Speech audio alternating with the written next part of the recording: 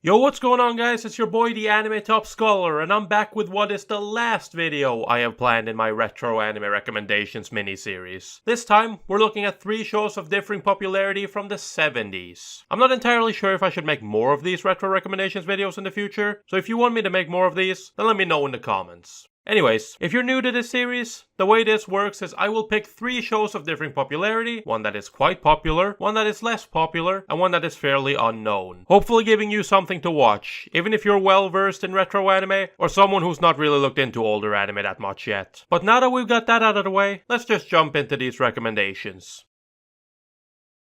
Up first, we have the 1970s anime Astana Joe, or Tomorrow's Joe in English. This 79-episode TV series was produced by Studio Mushi Productions and directed by Osamu Dezaki, who's also directed shows like Aim for the Ace, Space Cobra, and Golgo 13.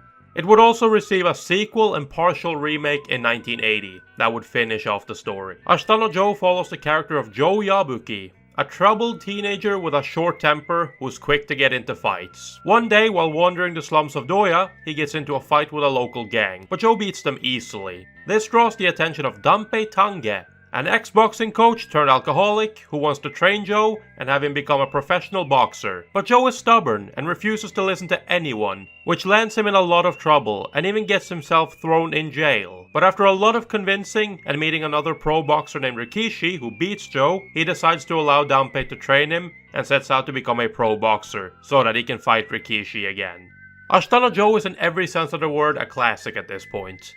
It, along with series like Star the Giant, laid a lot of the foundation for all sports anime to come. Astana Joe is one of my favorite anime and arguably one of the best sports anime ever created. It tells such a great story that puts a lot of emphasis on characters and build up, so that when you get to the fights, everything feels like it has real weight to it, and manages to make the fights feel incredibly tense, even though the animation on display is very limited. So even though the show might not look as amazing as certain more modern anime does, in terms of story and characters, you're gonna be looking for a while to find something at the same level as Astana Joe. I have also briefly talked about Astana Joe before in my video about Megalobox, so go check that out if you want to hear me talk more about it.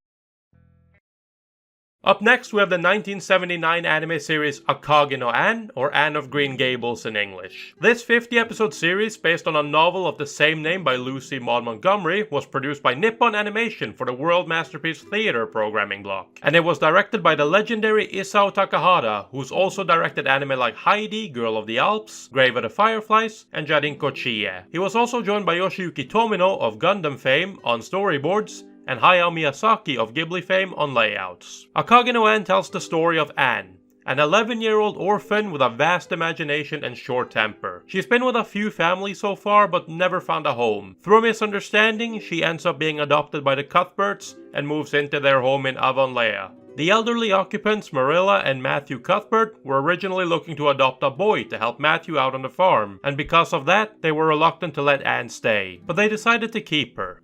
The series follows Anne's upbringing from age 11 to 17 and shows us how Anne grows as a person.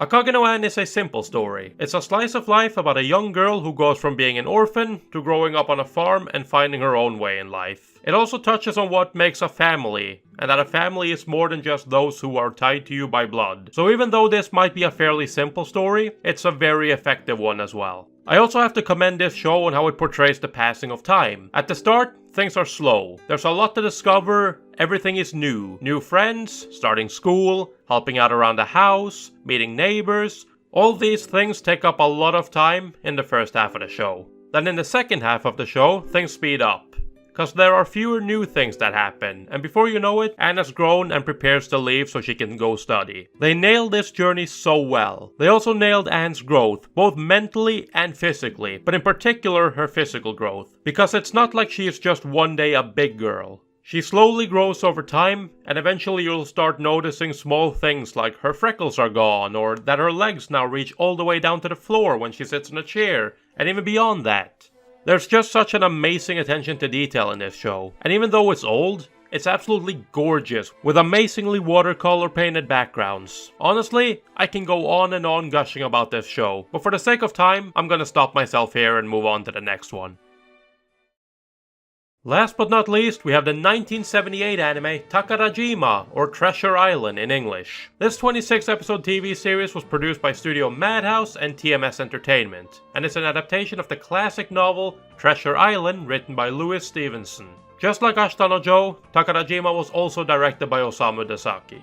Takarajima tells the story of Jim Hawkins, a young boy who through a series of circumstances ends up setting out on an adventure to hunt for the legendary treasure of John Silver. However, the pirates are also after the legendary treasure. In particular, they have to look out for a certain one-legged pirate who's said to be the most vicious pirate of them all. This grand adventure might be a lot more dangerous than Jim would have originally thought. Takarajima is a show in which a lot of us are gonna know the story, at least somewhat, being that it's based on a very famous novel, kinda like Anne of Green Gables, but at least from my neck of the woods up here in Norway, I've heard more about Treasure Island than Anne of Green Gables. So even though I haven't actually read the novel, I still know bits and pieces of the story. That's not to say that Takarajima doesn't take at least a few creative liberties in their adaptation, but they still try to stay as faithful to the novel as possible. Takarajima is an adventure anime, not all that different to say One Piece. The biggest difference is that in Takarajima, no one really has any powers. Oh, and that it ended. So if you're interested in an adventure anime with pirates, treasure, and betrayal, then look no further than this. Takarajima is a really fun show to watch, and at only 26 episodes, it's not that big of a commitment either. So those are the 3 recommendations for this video. Hopefully between Astana Joe, Akage no Anne, and Takarajima you'll find something that sounds interesting to you. I really enjoy all the shows I recommended here a lot, but both Astana Joe and Akage no Anne are very special shows to me that I rate very high on my all-time favorites list. Anyways, like I said in the beginning, this is the final retro recommendations video that I had planned to do, at least for now. So if you want to see me make more of these, then let me know by leaving a like, a comment, and subscribe for more anime related content from the anime top scholar himself. So, until next time, peace.